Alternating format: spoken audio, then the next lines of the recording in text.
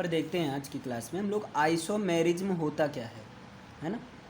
यहाँ पर देखिएगा, अगर बात किया जाए आइसोमेरिज्म की तो आइसोमेरिज्म पहला नंबर, ध्यान देना, आइसोमेरिज्म जैसे कोई आपका ऑर्गेनिक कंपाउंड्स है, कोई आपका क्या है ऑर्गेनिक कंपाउंड्स है। अगर वो ऑर्गेनिक कंपाउंड्स मतलब कोई दो हैं या दो से ज़्यादा हैं, अगर वो ऑर्गेनिक कंपाउंड्स हैं और उन सब का फार्मूला सेम है,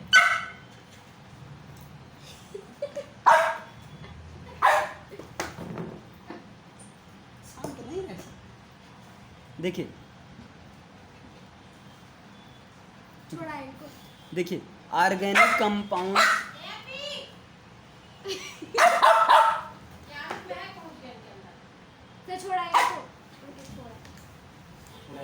हमारे ऊपर आए। देखिए ऑर्गेनिक कंपाउंड्स है ना, कोई भी ऑर्गेनिक कंपाउंड्स अगर वो with same molecular formula, organic compounds with same molecular formula, यानी कि ऑर्गेनिक कंपाउंड्स जो कि सेम मॉलिक्यूलर फार्मूला के साथ में हो, लेकिन उनकी जो केमिकल और फिजिकल प्रॉपर्टीज डिफरेंट हो, यानी कि ऐसे ऑर्गेनिक कंपाउंड्स है ना, ऐसे ऑर्गेनिक कंपाउंड्स जिनके क्या हों मॉलिक्यूलर फार्मूला तो सेम हो है ना, बट लेकिन डिफरेंट हो, क्या, but different chemical and physical properties, chemical and physical properties, लेकिन उनकी जो केमिकल और फिजिकल प्रॉपर्टीज हों वो क्या हों, डिफरेंट हों, है ना। ऐसे ऑर्गेनिक कंपाउंड्स को क्या कहा जाता है, आर कॉल्ड आइसोमर्स। आइसोमर्स, ऐसे ऑर्गेनिक कंपाउंड्स को कहा जाता है आइसोमर्स। और ये पूरा का पूरा फिनोमिना है ना, यानी कि आप कह सकते हैं दिस फिनोमिना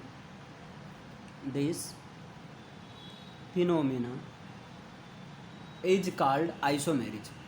और इस फिनोमिना को क्या कहा जाता है, आइसोमेरिज्म कहा जाता है, आइसोमेरिज्म कहा जाता है ना।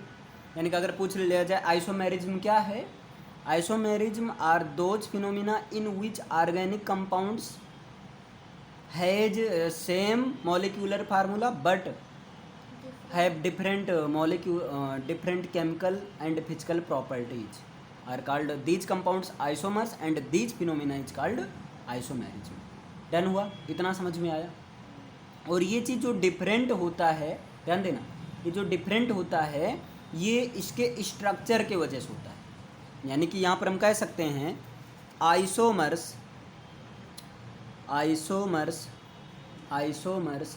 है ना, हैज डिफरेंट प्रॉपर्टीज, हैव यहाँ कर दीजिए, हैव डिफरेंट प्रॉपर्टीज। आइसोमर्स के जो है डिफरेंट प्रॉपर्टीज को रखते हैं, आइसोमर्स हैव डिफरेंट प्रॉपर्टीज होती है, क्यों होती है, ईच, तो आप यहाँ पर आंसर लिखेंगे ड्यू टू, है ना, the difference in their structures, due to the difference in structures, मतलब स्ट्रक्चर में डिफरेंस की वजह से ऐसा होता है ना, वो स्ट्रक्चर में ही डिफरेंस होते है ना। आइए इसकी बात कर लेते हैं एग्जांपल की, है ना। जैसे आपका बात किया जाए आपका यहाँ पर एक मिनट, कोई एक अच्छा खासा एग्जांपल मिल जाए। आइए यहाँ पर एक एग्जांपल देते हैं। जैसे अगर बात किया जाए ग्लूकोज है ना और फ्रक्टोज, ग्लूकोज और फ्रक्टोज दोनों का जो मॉलिक्यूलर फार्मूला होता है C6H12O6 होता है ना, दोनों का ये फार्मूला होता है, लेकिन ये जो स्ट्रक्चरल फार्मूला होता है अलग होता है, ग्लूकोज की प्रॉपर्टीज अलग होती है, फ्रक्टोज की अलग होती है। तो ग्लूकोज के अगर स्ट्रक्चर की बात किया जाए तो देखिए ग्लूकोज में 6 है, यानी कि 1 2, ध्यान दीजिएगा 1 2 3 4 है ना, और ये 5 और 6, ये चीज़ हो गई आपका। फिर यहाँ पर इसका भी फ्रैक्टोज का भी 6 से यही फार्मूला है, तो देखिए C1 2 बुक पीछे करो 3 4 5 और 6, ये चीज़ हो गया आपका, है ना। अब यहाँ पर क्या होता है, जो ग्लूकोज का स्ट्रक्चर चलता है, मतलब यहाँ पर ऐसे आपका क्लियर। तो यहाँ पर एक तो होता है CH2OH, ध्यान देना है, CH2OH, फिर यहाँ पर C डबल बॉन्ड O, फिर यहाँ पर H, इधर OH, इस तरह से इसका स्ट्रक्चर होता है। ये OH, फिर इधर H, है ना, इधर फिर H नहीं OH, और इधर इसका आपका H, फिर यहाँ पर बन जाता है CH2OH, है ना। मतलब हम ग्लूकोज को अगर स्ट्रक्चरल फार्मूले में बात करें तो इसको लिखा जा सकता है क्या, CH2OH, है ना, CO, फिर यहाँ पर यहाँ क्या लिख सकते हैं, CH2OH, है ना, फिर यहाँ पर क्या हो जाएगा CH2OH, अरे कुछ गलत हो रहा है ना, CHOH, फिर यहाँ पर आपका CHOH, है ना, लेकिन यहाँ पर फिर क्या आ जाएगा CH2OH, ये इसका स्ट्रक्चरल फार्मूला होता है ना।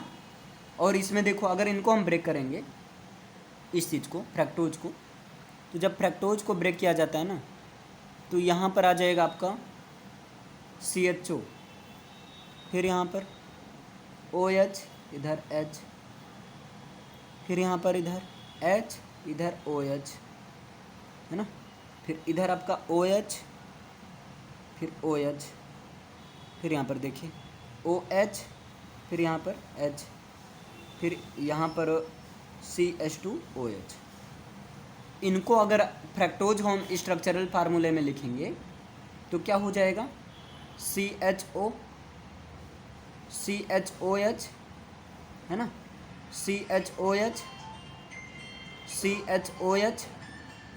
है ना, CHOH, फिर CHOH, फिर यहाँ पर CH2OH, है ना, ये आपका हो जाएगा। अब देखिए, है ना, यहाँ पर ध्यान देना, ये आपका ग्लूकोज, ग्लूकोज का भी मॉलिक्यूलर फार्मूला यही है, फ्रैक्टोज का भी है, लेकिन जब स्ट्रक्चर देखा गया तो ग्लूकोज में पाया जा रहा है कीटोन ग्रुप। ग्लूकोज में कौन सा ग्रुप है, कीटोन ग्रुप, और इस कीटोन ग्रुप से इसकी प्रॉपर्टी भी तो अलग होगी, है ना। लेकिन इसमें कौन सा ग्रुप है, CHO ग्रुप, और CHO को बोलते क्या है, एल्डिहाइड ग्रुप, एल्डिहाइड ग्रुप, इसमें पाया जा रहा है एल्डिहाइड ग्रुप, तो एल्डिहाइड ग्रुप की अपनी अलग प्रॉपर्टी होगी ना, है ना। तो जब एल्डिहाइड ग्रुप की अपनी अलग प्रॉपर्टी होगी तो फिजिकल और केमिकल प्रॉपर्टीज तो भाई चेंज ही हो गया इसके स्ट्रक्चर की वजह से, और ऐसे नहीं दिख रहा है, इसमें जो है ऐसे नहीं दिख रहा है, क्लियर है ना। तो ये यानी ग्लूकोज और फ्रैक्टोज क्या है, आइसोमर है, ग्लूकोज और फ्रैक्टोज आपके क्या हैं, आइसोमर है। इतना समझ में आया।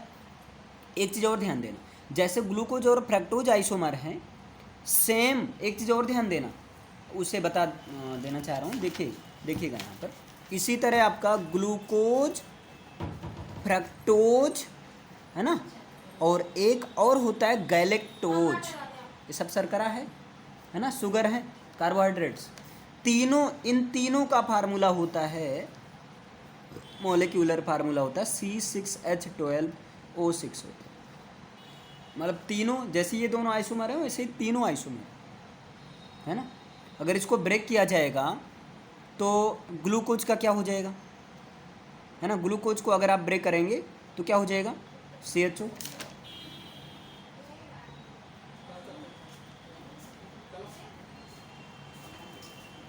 एक मिनट, थोड़ा सा मिस्टेक हो गया है, ये है आपका, ये जो है ये फ्रैक्टोज वाला है ना, इधर ध्यान देना, ये फ्रैक्टोज का है, फ्रैक्टोज का स्ट्रक्चर, और ये है ग्लूकोज का स्ट्रक्चर, थोड़ा उल्टा हो गया, है ना। ग्लूकोज में पाया जाता है एल्डिहाइड ग्रुप यानी कि CHO पाया जाता है, फ्रैक्टोज में पाया जाता है कीटोन ग्रुप, है ना।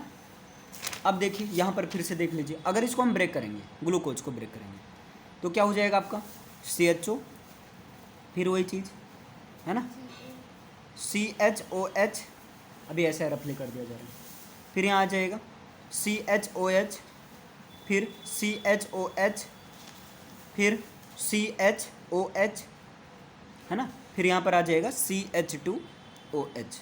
ये इसका स्ट्रक्चर होगा आपका। क्लियर? ये हो गया आपका ग्लूकोज का। ये किसका हो गया? ग्लूकोज का। और इसमें आपने देखा ये पाया जा रहा है कौन सा ग्रुप? Aldehyde group. इसमें कौन सा ग्रुप है?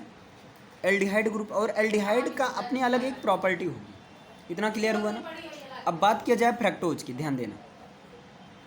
फ्रक्टोज, तो देखिए फ्रक्टोज को अगर ब्रेक करेंगे तो जो फ्रक्टोज होता है वो बनता है CH2OH, है ना। फिर इसके बाद में CO, फ्रक्टोज में कीटोन ग्रुप, फिर यहाँ पर CHOH, फिर यहाँ पर CHOH, फिर यहाँ पर CHOH, है ना, फिर यहाँ पर आपका CH2OH। कार्बन 6 हो गए, 1 2 3 4 5, 1 2 3 4 5 6 हो गए। इसमें पाया जा रहा, देखिए कीटोन ग्रुप पाया जा रहा है। तो कीटोन ग्रुप की वजह से इसकी पूरी की पूरी प्रॉपर्टी भी चेंज होगी, फिजिकल केमिकल, है ना। अब बात किया जाए गैलेक्टोज की, है ना। देखिए बात किया जाए किसकी? गैलेक्टोज की, है ना। तो देखो गैलेक्टोज का जब ब्रेक करेंगे तो यहाँ पर होगा CHO, है ना, फिर यहाँ पर होगा CHOH, है ना, फिर यहाँ पर होगा CHOH, फिर यहाँ पर होगा आपका CHOH, ठीक, फिर यहाँ पर होगा आपका CHOH, क्लियर, और फिर फाइनली होगा आपका CH2OH। तो देखिए गैलेक्टोज और कौन सा आपका, इसमें कौन सा ग्रुप है? Aldehyde group, aldehyde group, clear है ना। इतना समझ में आया? तो ये गैलेक्टोज और ग्लूकोज दोनों सिमिलर है। तो इसीलिए सबसे पहले एग्जांपल क्या बताया गया था कि ग्लूकोज और फ्रक्टोज क्या दोनों आइसोमर, है ना। समझ में आया? आइसोमर का मतलब मॉलिक्यूलर फार्मूला सेम, लेकिन जो उसकी डिफरेंट प्रॉपर्टीज हैं। डन? इतना क्लियर है? आइए नेक्स्ट देखते हैं। यहाँ पर देखिएगा फंक्शनल ग्रुप, है ना। तो देखिएगा बात किया जाए अगर फंक्शनल ग्रुप की, तो फंक्शनल ग्रुप जो होता है वो होता है जिससे उसका मेन मतलब क्वालिटी या जो प्रॉपर्टीज डिसाइड होती है, उसका नेम डिसाइड होता है किसी कंपाउंड में, है ना। जैसे आपके फंक्शनल ग्रुप, डिफरेंट टाइप के फंक्शनल ग्रुप हैं। जैसे आपका है OH, तो OH फंक्शनल ग्रुप है जिसका नाम क्या है आपका? अल्कोहल। जिसका नाम क्या है? अल्कोहल है ना, अल्कोहल है। इसी तरह बॉन्ड COH, ये क्या आपका फंक्शनल ग्रुप है, और जिसको क्या बोलते हैं? कार्बोक्सिलिक एसिड बोलते हैं, कार्बोक्सिलिक एसिड बोलते हैं। मतलब इस तरह से फंक्शनल ग्रुप होते हैं, इन्हीं के बेस पर पूरा नाम डिसाइड होता है। जैसे कैसे? CH3 COOH, आपने CH3 से कहा कि मेथिल है ना। यहाँ C2 है, तो ये यही तो है आपका एसिटिक एसिड। यही कार्बोक्सिलिक एसिड, ये एसिड की प्रॉपर्टी रखेगा, तो ये यही तो आपका विनेगर एसिड का फार्मूला है, एसिटिक एसिड है। या ये ना समझ में आया तो ऐसे दूसरा देख लीजिए। जैसे अगर हम कहें C2H5OH, तो देखो C2H5 से हो गया क्या आपका? एथिल हो गया, है ना। और यहाँ देखिए OH क्या बता रहा है कि अल्कोहल वाली प्रॉपर्टी इसमें रहेगी, तो ये क्या हो गया? Ethyl alcohol, ethyl alcohol. और एथिल अल्कोहल, अल्कोहल तो ही तो मेन प्रॉपर्टी डिसाइड कर रहा है। अभी यहीं OH के स्थान पर हम लिख देते क्या? C2H5, यहीं पर लिख देते CHO, तो क्या होता? ये चेंज हो जाता, यानी कि समझ में आया? तो यहाँ पर आपके कुछ फंक्शनल ग्रुप हैं, उसको याद रखना, क्लियर है ना।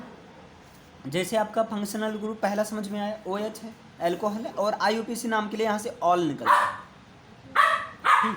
COOH है, कार्बोक्सिलिक एसिड, IUPAC नेम के लिए यहाँ से ओइक एसिड निकलता है। क्या निकलता है? ओइक एसिड, है ना। आइए यहाँ पर देख लेते हैं। हाँ, एक चीज़ पहले सुन लीजिए भाई, फंक्शनल ग्रुप को कहते हैं क्रियात्मक समूह कहते हैं, है ना। श्रेणी का नाम मतलब सीरीज नेम, पूर्व लग्न का मतलब होता है प्रीफिक्स, अनलग्न का मतलब होता है सफिक्स। अभी आपको मतलब है किससे? फंक्शनल ग्रुप से। तो जैसे COOH, इस फंक्शनल ग्रुप का नाम क्या है? Carboxylic acid. और जो सफिक्स ऐड होता है वो क्या होता है? ओइक एसिड होता है ना। फिर दूसरा फंक्शनल ग्रुप आपका COOR मतलब एस्टर। और एस्टर के लिए जब IUPAC नेम आप बनाओगे तो वहाँ जो सफिक्स ऐड होता है वो OAT होता है ना। एस्टर के लिए क्या आता है? OAT आता है। सल्फोनिक एसिड का क्या होता है? SO3H और इसका सल्फोनिक अम्ल होगा, है ना। COX फंक्शनल ग्रुप का मतलब होगा एसिड हैलाइड और यहाँ से ऑयल हैलाइड ऐड होगा। फिर एल्डिहाइड एमाइड का होता है CONH2 और यहाँ से एमाइड, जैसे यूरिया में आपने देखा था NH2CONH2। पूछ लिया जाए यूरिया में कौन सा आपका पाया जाता है फंक्शनल ग्रुप, तो आप क्या बताओगे? Amide CONH2। फिर एल्डिहाइड तो पता ही है CHO, एल्डिहाइड से क्या ऐड होता है? अल होता है।